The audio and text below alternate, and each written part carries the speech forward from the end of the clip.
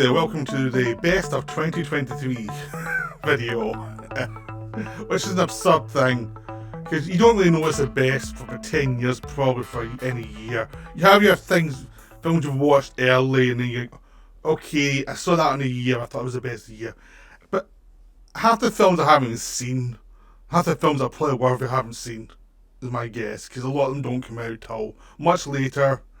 A lot of them come out, like in Britain, a year later. So there's a film in this list that came out here this year, but it came out in America last year. And also, some of them are low distribution, so you won't see them for a while. And there's other ones I just haven't seen. I've just been busy and I haven't seen. I've had a kind of rough year, so my viewing has not been as great as normally is, so there is that as well. But I have seen a lot, so this list will be limited in some ways, but I have seen quite a lot. It has not been the best of years. I'm going to say it right now for films. I have, for a top 10, I've got 4. That tells you a lot. There's other ones I like that I couldn't put in the top 10 list, but I still think they're very good. Mainly because I need to see them again and all the rest of it. So, the top 4 are in no order. Because it's like, every one of these, I would say, would be the bottom half of our top 10 list on a good year. Really. I think they're all very good films, but I don't think any of them are the best of the directors. Really. So, I start off Infinity Pool by Brandon Cronenberg, which I like Possessor more than this one, but I still really like this one. This is really terrific. Some people can't stand it. And I like films that some people love and some people can't stand. So there is that element to the film, as like it's, you know, you could watch this and go, why you choose that? But Infinity Pool is disturbing. I have made a video about it. It is about vanity and, you know, how people view other people and how people view people in a foreign land and how they're meant to view the poor. But it's also about your own feelings and how you avoid dealing with your own feelings. So it's a very interesting film, and I think it'll develop a good following over time. It came got some response, and now no one's talking about it much because it came out earlier in the year. It's got that kind of element to it. Next is Master Gardener, the Paul Schrader film. Now, I'm a massive Paul Schrader fan. This is not his best film. I don't think it's as good as The Card Counter or First Reformed, which is the other two in this trilogy. This is the weaker of the three, but it's still a very good film. It's still excellent. The acting's terrific. There's a few flaws in Scooby Weaver's character that could have been improved, but the pace is terrific because it's slow paced and it's not about having a violent end. It's about dealing with your past and how to deal with your past in a way that's mature and understanding of other people's point of view, rather than just being insular and saying why people disturbed by me. It's much more about making things right in a kind of mature way, while also trying to control your instincts and trying to move on from some of your worst instincts. So it's a very interesting film. I don't think it's top 5 Schrader, but it's still a film made by a very good director who knows what he's doing. Next is Oppenheimer. SGS arts are going to love this in the top 4. It's a very good film. I think it's one of Christopher's best films. There's still ones I like more. I prefer The Prestige over this one. I think I prefer Interstellar over this one as well. But most people think this is the best film. I've only seen it once. That's the big thing. I've only actually seen it once. I've got the 4K, but I haven't watched it yet. But I watched it in the cinema. But it's that thing is like, I'm going to watch it when I feel like watching it rather than, I better rewatch it for a list. It's like, no, I know it's a very good film. And it's a good film on a subject that hasn't been done properly. But it's one of those ones, I'm going to let it sit for a while with me, really. But I think it's a very good film. I just don't think it's his best yet. And finally, Babylon, which was from last year for America, but we got it this year. We didn't date this till January. So it's this year film for the UK. We had no chance of seeing it till this year. It's another film, like Infinity Pool, that has had very mixed reviews. It disturbs some people. It's about the transition from silent film to sound cinema. Damien Chazelle directed it. It's got a lot of detractors. It is very long, but I thought it was wonderful. I just loved the atmosphere of it, the craziness for the lives, and the kind of sadness for the lives, and the sense of people being involved in something they can't quite get a grasp on. It's like they're doing everything by instinct, and they're doing great stuff by instinct, but they don't understand themselves. There's this a great view of art and how chaotic it is, and why people can't stand back from their art and see it, because that's not their function. That's not what they can do. So, and it's about the kind of mess people leave behind in the movies, and it's just a wonderful film. But again, it's one of those ones that's like, it's not been universally received. Even giving it a good review on one of my videos, got some responses saying this is awful. So it's like, okay, you don't like it, I like it. My list. Okay, now we're going to go to the worst of the year. Which is also 4 films. A nice little balance here. Before I go towards the ones that I thought are really good, I'll really enjoy watching again, but I don't think are top level. Right, we've got Napoleon. That's probably the worst of the year. I mean, it didn't start out as the worst of the year, but I think it's become the worst of the year over the last month or so as I thought about it more. This missed so much from Napoleon's life, and in ways that are actually objectionable how bad some of it was, how much it missed out. I'll give the director's cut, the longer cut, a chance to see if they put in things I was wanting to see, but I can't doubt it. It does feel like it's just a very ignorant version of Napoleon, a very ignorant look at Napoleon, not understanding the depth of the character and the depth of what the character meant, rather than going for the easy laughs and the easy criticisms, rather than saying why was he such an important figure in European history and how a fearful figure he was. It doesn't get into any of that stuff, and it completely ignores all the important stuff of Napoleon. So yeah, that's the worst. I couldn't really not give it the worst. They've also got Indiana Jones and the Dial of Destiny, which it's bad. Everything you've heard about it's true. It's bad. It's boring. The end's stupid. You know, a few good scenes here or there does not make up for 2 hours of tedium. It's got a good director stuck in a project that doesn't work. He's trying his best, but it just doesn't work. You can see him trying, but he doesn't have the flair for this kind of movie. This is a miscast director, and the script doesn't work. The casting doesn't work. You know, it's just one of those films, nothing works. It just is like, it does feel like it's been reshot so many times to try and make it work. And it doesn't really work. I'm going to change the focus here. Alright, I think that's better. There was something up with my focus. I don't know, sorry about that. Okay, then we have Extraction 2, which is, it's just boring. It really, it's an action movie that's boring. I actually found this just as boring as Indiana Jones.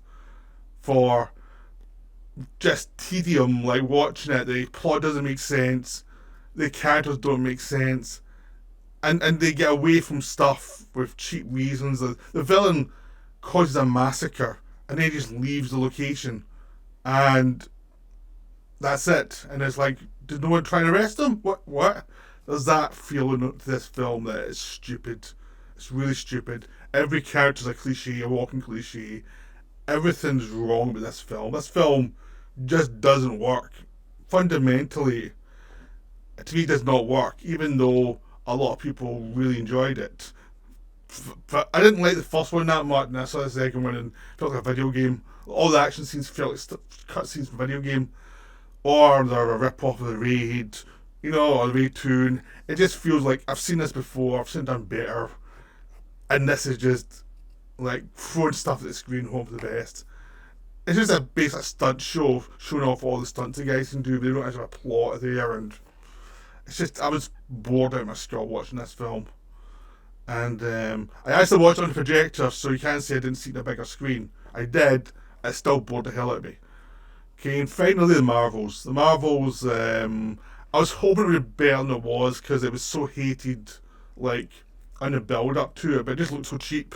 And then the film itself came out, and it was just like obvious signs of reshoots, obvious signs of a messy production, and a film that just couldn't work. So yeah, it didn't have a chance. And I think the original script was probably terrible. And no matter what you threw at it, there were too many characters. They had no focus. Things just happened. No, I don't mind films where things go absolutely crazy. I'm not a. I love films that go crazy. This one goes crazy in a really boring way.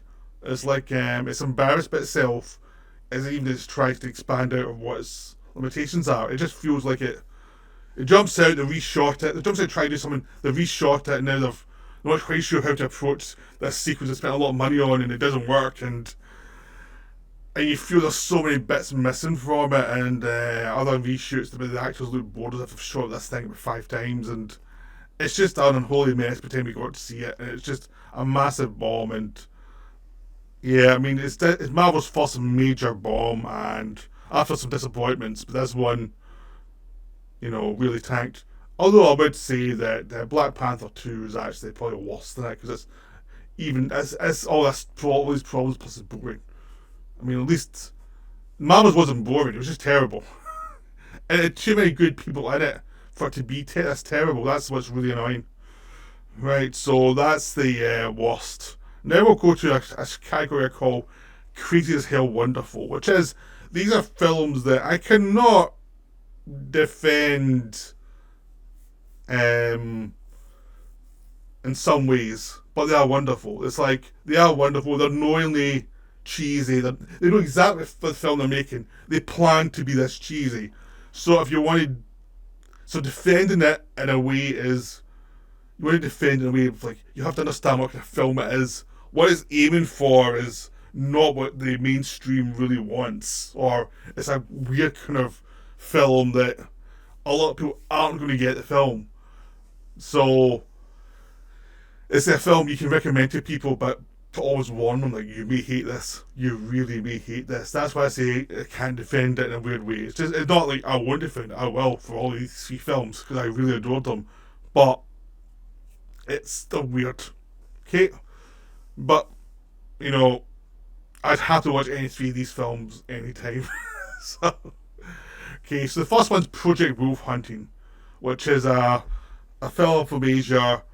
The first half is basically Con Air on a ship with all these prisoners, and they're going to escape from this ship because these prisoners are getting moved, and it's this massive ship, and all these police are around them to keep them from escaping. Of course, they're going to escape, and then halfway through the film, when there's already some deaths and there's already some things going on, it turns into a Predator movie where this creature down the bottom, who's also getting moved in the bottom of the ship, escapes and starts murdering, doesn't care if it's police or criminals. And it's just a case of the body count goes sky high. This is a film with so much gore. It's knowingly gratuitous in every way. Like, you can't take any of the dialogue scenes seriously. They're not really meant for that. They're just like knowingly camp and silly. And they're just there to get to the next body count scene. And there the film delivers. And the excess of the film really delivers. So it's one of those films, it's just so enjoyable. It's so 80s. It's so knowingly 80s. It's based on a style of filmmaking that's not in anymore. But it's beautiful to watch. So I enjoyed it. Then we have Suitable Flesh, which is I covered last week in my video. This is another crazy one. Joe Lynch directed it. It's insane but wonderful. It's like the acting's way over the top, unknowingly over the top, so they don't understand exactly what they're doing. It takes something that could have been taken more seriously, but by adding the humour and the OTT performances and stylizations, it creates a more expressive look at the idea of what's better because of it. Because it's like, yeah, we're going to throw in some sex scenes here, we're going to throw in lots of violence here, we're going to do some really dark humour, we're going to do the things that most films would be too polite to do. We're going to go way over the top in the voiceover, explaining things, and knowingly do it. You're meant to know that this is slightly overdone. It's great. It's just so much fun. Finally, we have Meg 2 The Trench, which is the blockbuster that it came and went in the cinema, But it made quite a lot of money, actually, because it didn't cost much, and the people saw it, and some of the effects weren't great, and the plot wasn't great. The plot was actually stupid in a lot of ways. But here's the thing, the filmmaker Ben Wheatley knew it was stupid. Even in knowing exactly how dumb this plot was, he went for it. So when there's a traitor in the midst, he's giving you all the signs of who it is without even trying to hide it. He's just setting up the whole thing. When someone gets killed, they don't just die, they die in a gratuitous way. They have a sequence, underwater sequences where they're getting chased by sharks, by megalodons. They've got sequences inside an underwater base where they're getting flooded, and there's the idea of what air pressure is highly dubious. There's an escape in the beginning of Statham that's so ridiculous, it's knowingly ridiculous that it's like, if you go along with this sequence, you'll be fine for the rest of the film, and if you hate this sequence, you just leave, because it's knowingly saying, okay, this is where we're going. That's exactly where we're going. We're going to have some fun with this. This is what you want. And it is. It's just wonderful. It's just so much fun. So, I saw this with my nephew and we were laughing our heads off throughout because it was just so entertaining and so much more fun than those Jurassic World movies because it understood exactly what film it was. Right. So now I'm going to go to the very goods. The films I thought were very, very good that I'll actually watch a lot in the future. Because with most of them I've not seen them very often yet, I can't really see how good or bad they are for like longevity because they've only released this year. And if something's more light and more entertaining, it sometimes takes a while to work out, is this a great one, is this a good one or what? So that's what some of them are in that category of I'm not quite sure yet, but I really liked them. So Guardians of the Galaxy 3, it was terrific. Again, I need to see it more often. John Wick 4, the same. Some people thought it was too long, I didn't, but it's like just a lot of fun. You have Air, the Ben Affleck film about the Jordans, which I have no interest in that subject, and I really like the film. So, yeah, that was some surprised me. I watched it because it was on Amazon Prime, and I have Amazon Prime. And I thought, I'll give it a watch because I like some of Affleck's other films he made. And I was surprised how good it was because the subject matter did not interest me. We've got Wonka, the recent Willy Wonka film, which is a musical, and I'm not into musicals that much, but I adored this film. This was so much fun. It has its flaws, but I get the better qualities of it, the atmosphere of it, and the kind of generosity spirit of it won me over. It just was a feel-good film. Dumb Money, which is another film that some people like, some people didn't like. I really enjoyed it. I thought it was a fun look at a recent, event, and it had a sense of humour about it, and it kept it light, so I liked that film. You had Mission Impossible Dead Reckoning Part 1, which was another terrific action movie that, again, I can't tell how it's going to age. It's only part 1 of a 2-part story, so it makes it harder to gauge. You had Creed 3, which I really like the Creed films. I liked Rocky films years ago as well, so it's their fantasies, but the work is nice little melodramas. Really enjoyable. You've got The Creator, which is an AI film by Gareth Edwards. It's really good. The flaw it's really got for me is the ending's a bit too actiony, but the build-up I think really worked, and I really enjoyed it. So The Creator I really liked. So you've got The Killer, another David Fincher film, another really good film. Again, it's like The Creator, it's actually got a thing where I was less keen in the end than I was in the rest of the film. Mainly because I thought the rest of the film was just a slightly higher level in the end and wasn't quite the same area. We've got Sakra, which is a Donnie Yen film, which I really enjoyed. It was a throwback film to like Shaw Brothers films in the 70s, and I enjoyed that kind of film, so I really liked it. Objectively, it's got problems, but I really liked it. So there we go. And you've got the Caine Mutiny Court Martial, William Friedkin's final film. Very solid film, very enjoyable. I'm interested to see how it ages, but there's that. There's a few good ones that I'll mention. There's Sisu, which is a good fun action movie. Gran Turismo, which is a race movie, which was very good. Did by Neil Blomkamp. and his return to form. You have the Flash movie that a lot of people didn't like, but I really liked. You know, Puss in Boots: The Last Wish, terrific film that I had no interest in, and thinking how good it was, and I was like, I'm going to have to watch it now, and it was really good. You had Dungeons and Dragons: Honor Among Thieves, another one that should have been terrible but turned out to be very good. You know, beyond, because I've seen the original Dungeons and Dragons, it was awful. You have Ballerina, which is Netflix. That's a nice little revenge film.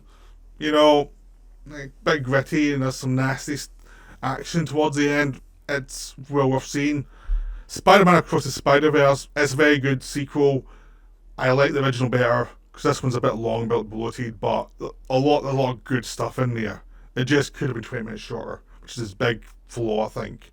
The Bottoms, which was a fun comedy about these two lesbians who create a female fight club. Again, it's one of those films some people like, some people don't find it funny at all. I find it funny, but it's, you know, it's the just taste. An Asteroid City, the Wes Anderson film, which I like more the more I think about it. So, I could list other films I liked, but I'm not going to bother, you know. And on a category called a bit dull, there's Transformers: Rise of the Beast and Pigeon Tunnel, which they weren't bad, but they were too long and they never quite lived up to the potential. But there was a lot of good mid-range films this year. The films that maybe you won't remember as being amazing, you know, like TMT, Mutant Mayhem, Last Voyage of Demeter, Plane. You know, there's things like that are enjoyable. There's Barbie, which I enjoyed as well, but again, I've only seen it once, so I need to see it again.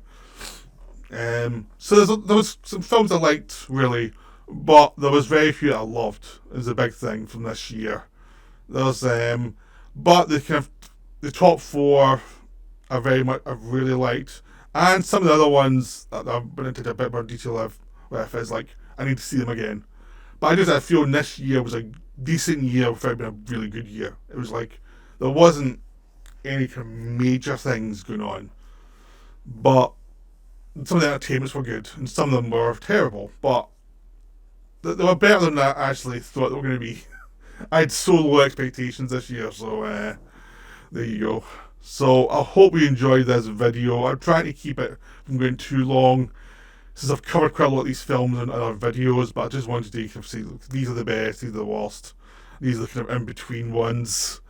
You know, it's just like, as I said at the beginning of the video, it's hard to tell early on when you're doing videos, it's hard to tell what one's going to last. And this year, I don't think there's much memorable. I don't think there's much that are going to be, like even my top ones, we'll see how they last in my head, you know. And quite a few of the ones I liked from were called very good. A lot of them were like parts of a series. I liked the series, I liked those installments. You know, it's like basically so much of the work have already been done in other films, which is why sometimes you're a bit kind of wary about putting them as a top film. It's kind of weird that way, but it's just the way your mind works. So I hope you enjoyed this video. That's me for now. That's me off now till after the new year. I've got one podcast to do with Solitary Ronin, which is going to come up on Sunday at noon, which is going to basically be the kind of the things we watched that we went from this year that we really liked, that were in some ways more true to our actual passions of the year than what's released this year. You know, because what's released this year, it depends on availability and when you get to see them, where you get to see them. But the films you can see over the year, which you can buy and watch, they're kind of truer to your year in some ways. So that's me for now. Have a good Christmas and a happy New Year when it comes. Bye.